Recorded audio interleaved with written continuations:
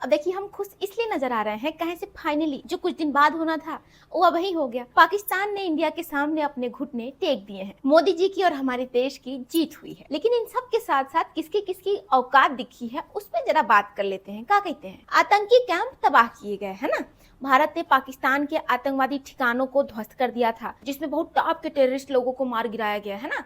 दूसरी बात हो गई कि पाकिस्तान वाले जो बात बात पे न्यूक्लियर ब्लैकमेलिंग का ब्लफ करते थे उसको भी बेनकाब कर दिया गया। और बताइए, तीसरी बात ये भी साबित हो गई भले ही आप परमाणु हथियार रखिए लेकिन वो क्या कहते हैं सब कन्वेंशनल युद्ध से सब कुछ काबू किया जा सकता है। चौथी बात ये हो गई कि हमने पाकिस्तान की सरजमी एकदम बीचों बीच मन चाहे हिसाब से घुस कर स्ट्राइक किया है। और जो पांचवी बात है ना वो हमको सबसे फनी लगी है। कहे से कि जो चाइना चाइना चाइना करता रहता है कि हम इतना एडवांस है फलाना ढिमकाना, उनके सब डमी सिस्टम एक्सपोज हो गए हैं। इन्होंने जो पाकिस्तान को बेचे थे एयर डिफेंस सिस्टम और सब, उनकी असलियत तो सामने आ गई है, दुनिया भर के सामने आ गई है। क्या गलत कह रहे हैं? और अगली बात ये कि इन सब के साथ हमारा एयर डिफेंस कितना मजबूत है, पाकिस्तान की हर कोशिश को कैसे रक्षा तंत्र ने एकदम नाकाम कर दिया है। इतना प्राउड हुआ ना हमको देख के, मजा ही आ गया। और सातवां सबसे जरूरी बात कि दुनिया को भारत ने सीधा संदेश दे दिया है कि अब से हर आतंकी हमला युद्ध की कार्रवाई मानी जाएगी। आखिरी बात ये है कि जो पाकिस्तान की एयरफोर्स थी उसने तो गजब बेइज्जती कराई है। मतलब एकदम भिगा भिगा के मरवाई,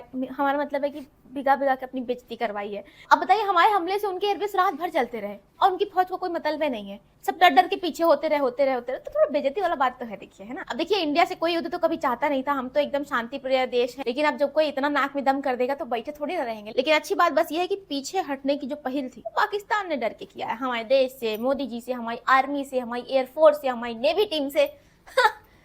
इसको सुन के जो सुकून मिला है ना, दिल खुश हो गया एकदम। तो आपको ये सारी बात जानने के बाद अपने देश पर कितना गर्व है हमें कमेंट में जरूर बताइए।